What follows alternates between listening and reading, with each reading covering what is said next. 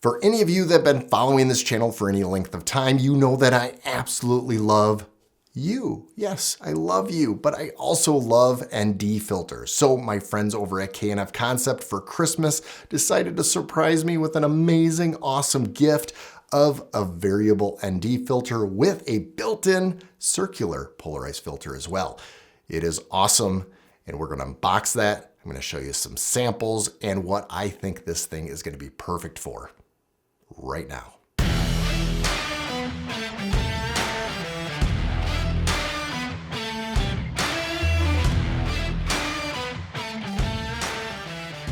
Welcome back to the channel. I am Jared Hoyman, your awesome guide to photography and video and tech and nerd. Yes, guess what? You know who the majority of you out there that follow me? Middle-aged people. I attract middle-aged people. Like 2% women, so I know it's not middle-aged, it's probably like younger. Totally attract younger women. And middle-aged dudes and older, elderly guys. There's a few of you out there. But you know what? All is welcome. I love you all because we're here to nerd out on camera gear. And today, like I said, we are going to be talking about this one from K&F Concept, the variable ND filter.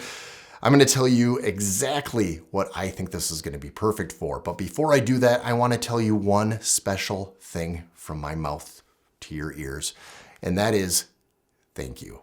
Thank you for the subscriptions of 8,000 people. I just hit over 8,000 the other day, and I want to thank you all for doing that because you're on the journey of nerdom.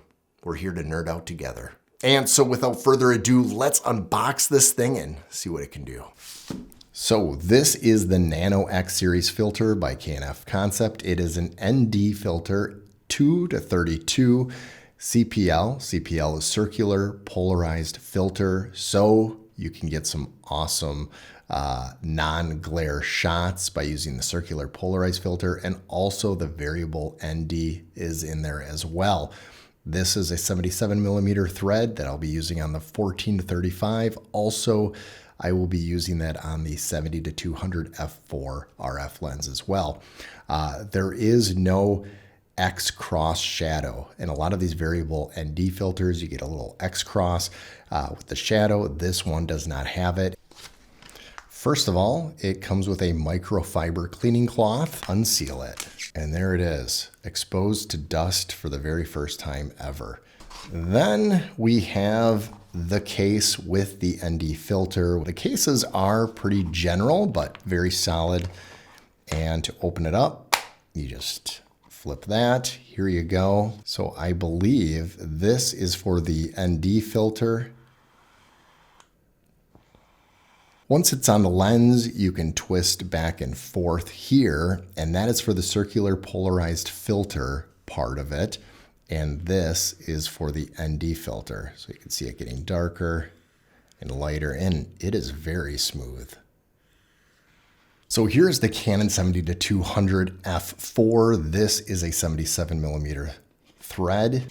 Let's just twist this on. This will be perfect for not only photography, but video production as well, because it is so smooth with your thumb. So the ND filter is great.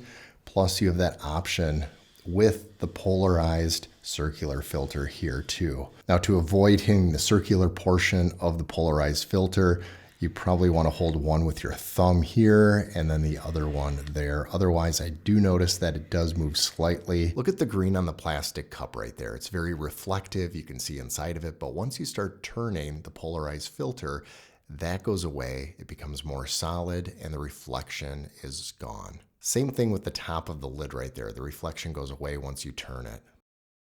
So the nice thing about having a variable ND filter, especially this one, is that you can adjust it really easily with these pins on the end.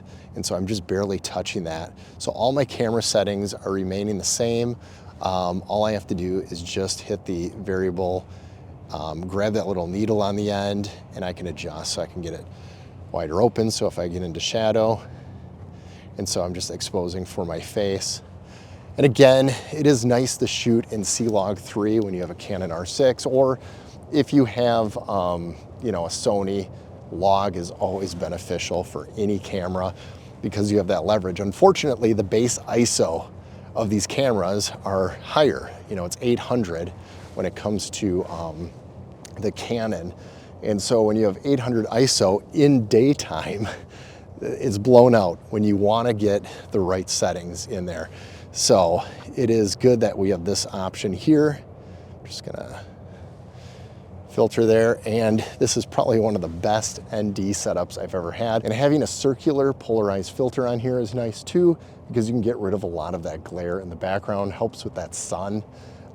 Very beneficial. So as you can see right into the sun, there is flaring, which does give a character that never has bothered me in the past. 18 millimeters on the 14 to 35, and there's all the way open, all the way closed. We'll open it up a little bit.